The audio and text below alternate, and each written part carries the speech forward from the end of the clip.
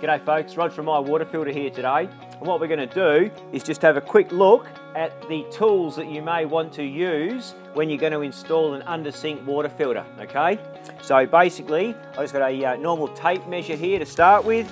Tape measure to measure the filter, get up underneath the sink and have a measure. Make sure you're allowing 30 millimeters underneath the system and it's all going to fit up in there and work nicely for you. Next one is just a good old Australian shifter, crescent, whatever you like to call it, adjustable spanner.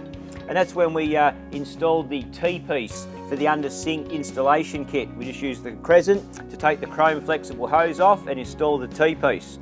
Then we got a bit of electrical tape. We came up to install the faucet. We located the position for the faucet, broke off a little square piece of tape and put some electrical tape on to stop the drill bit from sliding around when we drilled it. We used a sharp object and a hammer to mark a little hole so that we were then able to come along and drill a pilot hole for the faucet. After we drilled the pilot hole, we put the larger drill bit through and then the faucet was installed and it's just tightened up underneath by hand.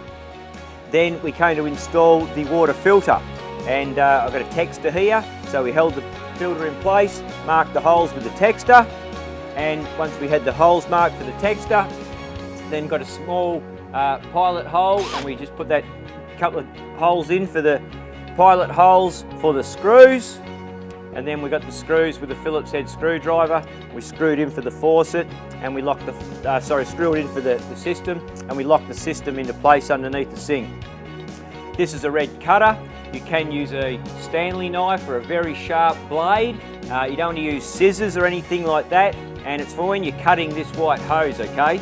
These cutters you can get on the website. They work very well and they put a nice flat cut across the top of the hose. And when you get a nice good flat cut on the top of the hose, it means it goes up into these connections and fits up there nice and square and fits in there well. So you can use a Stanley trimmer, but best if you've got a cutter, okay?